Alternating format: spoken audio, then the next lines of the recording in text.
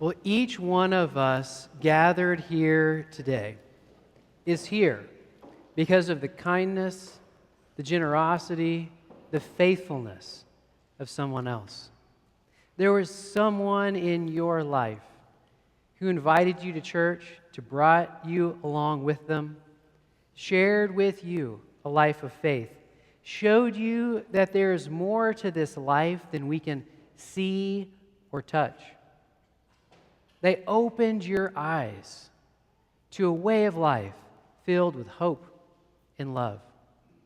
It may have been your parents, your grandparents, a neighbor, a friend, an author, a podcaster, someone you've never met before.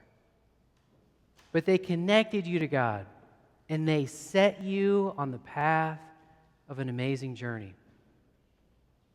It's a pattern of life that is modeled after the way that Jesus showed us how to live. It's a way of navigating the world that connects us together in communities of peace and care. It's a way of viewing the world, all of creation, as God's gift, in us living into our calling to lovingly take care of it. It's a way of seeing all people, every person, as part of the same human family, knowing that you are loved by God and that you fully belong in God's beloved community. It's a way of living which fosters hope for the future. It spreads joy and thankfulness and doesn't let anger and fear and bitterness take hold within our hearts. Faithful saints have been passing along this way of love for 2,000 years. Well, it's that time of year that we ask you to join us as we live together in this cathedral community to support us as we are carrying along this vision of this way of love so that we keep it alive and we spread it far and wide. The Apostle Paul asked something similar to those earliest Christians under his care. He framed his ask in a way that was immediately resonant to the people in his culture. Paul encouraged the members of that Christian community in Corinth to see their financial support for the Christian community not as giving something up or as doing without, but as multiplying abundance in the future. Paul uses an analogy of planting seeds. He says that if a farmer lets fear take hold and holds back their seeds and only scatters a few, they might go hungry the next year because the harvest will be small. But if a farmer steps out in trust and throws plenty of seed, the harvest will be abundant. What Paul is trying to do here is reframe our relationship with money. I often fall into the trap of thinking that abundance in my life will mean that I am independent, that I don't need anybody else. I'll be able to support myself and not need anyone's help. When our reading from 2 Corinthians, Paul reminds me that the source of abundance is God's grace. Abundance is a gift that we receive.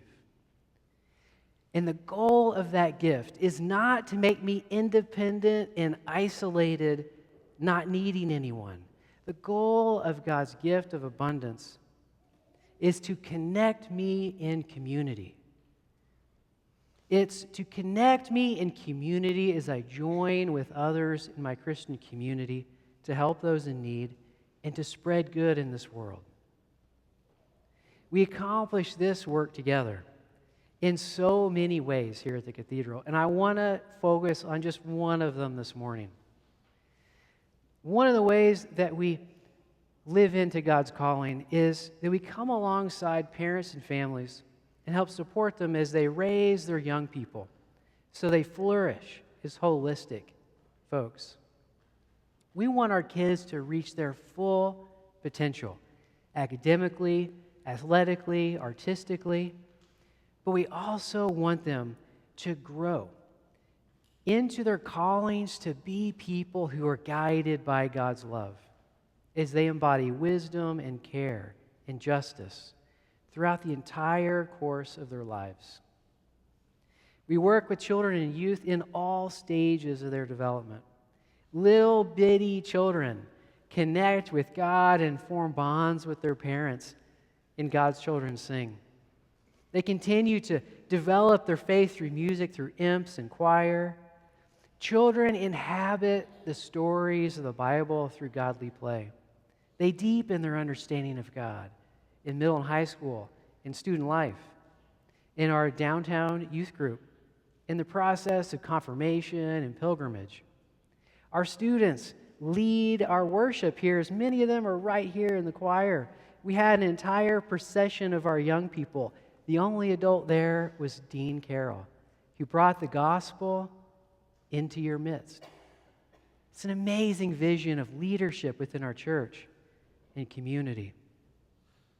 Well, our students serve in our Cathedral cupboard, which helps minister to some of the most vulnerable in our city. In all of these ways and so many more, we help our young people connect with God and live into their callings to be these leaders in our church and world. And I hope you'll join with us in supporting them, and as we come together to support these young people, because it takes faithful saints of all generations to help form and raise and encourage our young folks. We need the wisdom of our elders. We need the experience of empty nesters. We need the energy of young people. We need the insight from people who've made it through hard struggles in life and periods of doubt. We need people who are single. We need people who've never had kids. It takes an entire Cathedral community to keep this way of love alive. So thank you for planting seeds right now so that we can see an abundant harvest of faith in the future. Amen.